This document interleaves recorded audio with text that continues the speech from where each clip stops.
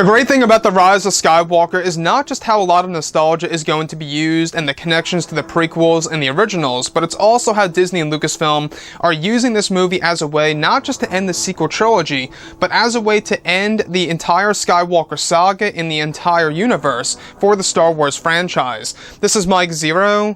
If you guys are new to the channel, do make sure to subscribe to see future Star Wars content. Now, we've seen a great example of this in the Rise of Skywalker teaser trailer. We saw a lot of callbacks to the original trilogy with the Death Star 2 wreckage, the Medal of Bravery, and a whole lot more. And now with the next teaser coming up this July, we're going to be getting a lot more references to the prequels and the originals within the same exact footage that's actually coming our way in just a couple of months from now. However, what's really intriguing about all of this is that these past couple of weeks or so, we've been learning a whole lot more about this film, and when it all comes down to one of the concept art descriptions, this is where things begin to get very exciting for this film. Now, specifically, a description of Rey on board of the Millennium Falcon, where it's described that she is carrying a large metallic box, where it said that Luke Skywalker kept this hidden away inside of his hut on Ahch-To, before Rey took it with her before leaving Luke behind. It's described that Luke Skywalker kept this box locked away as many important relics of other characters lie in the box. The next describes Rey prying open the box, where it's said that she comes across many small artifacts, including Palpatine's holocron, a device that once belonged to Vader. However, it's described that the box also has a false bottom, where Rey opens it to find what is described to be Qui Gon Jinn's kyber crystal, extracted from his old lightsaber that was handed down to Luke from Obi-Wan Kenobi. It said that just like Luke's red Jedi Crusader kyber crystal, Qui-Gon's green kyber crystal is also attached to a necklace and appears to have no damage to it. It said that Kenobi returned Qui-Gon's saber to the temple just after his death years ago, before deciding to take it with him sometime after Order 66, that eventually parts of the saber, such as the crystal, were handed down to Luke as the saber became inactive.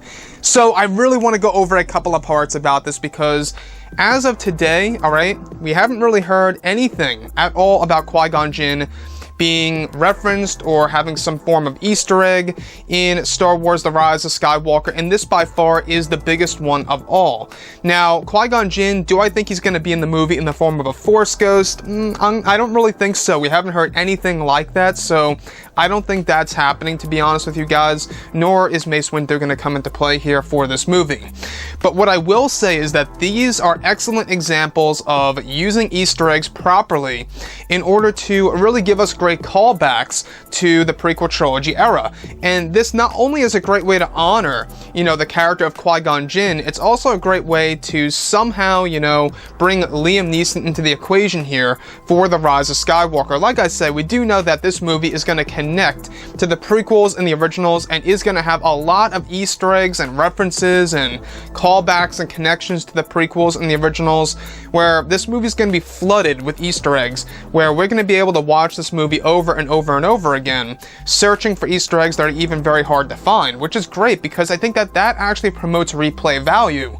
Now, when we look at Episode 9, we do know that The Rise of Skywalker in and on itself as a movie is going to be a film by JJ where it's going to be treated as a film not just to end the sequels, but they're literally using this movie as a way of ending all 8 movies that come before it.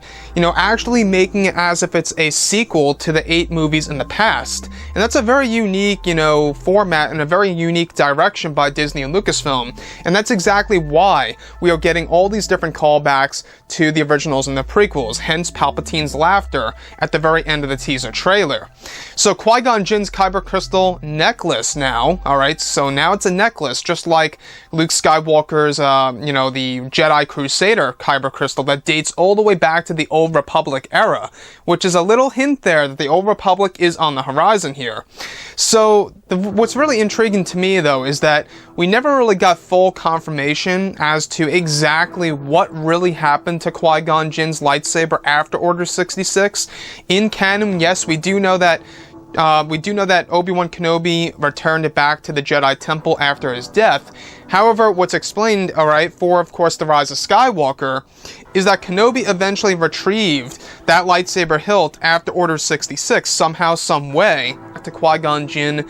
We have never seen this on the big screen. We have never seen a green kyber crystal on the big screen before to this date. And I think that's one reason that, you know, Disney and Lucasfilm are really trying to insert a lot of kyber crystals, holocrons, whatever have you, in the recent Star Wars movies. You know, we've seen great examples of this in Solo: A Star Wars Story and Rogue One. In Rogue One, Jyn Erso as a child, and even in her adult, you know, life, she had the kyber crystal necklace that was handed down by her mother. That was a clear one, though. That was a pure kyber crystal. However, what's really intriguing to me, though, is that even in Solo, we got a first glimpse of a gigantic Sith holocron. And though it wasn't really active, and though nothing was really going on with it, we got a glimpse of it. So now, in The Rise of Skywalker, this is a great callback to the prequels, especially for the character of Qui Gon Jinn. Anyways, guys, drop a comment below. Let me know what you think about all this in the comments. And if you guys did enjoy the content for today, do make sure to drop a thumbs up on this video to support the channel. I thank you all so very much for the kind support, and I'll catch you guys next time.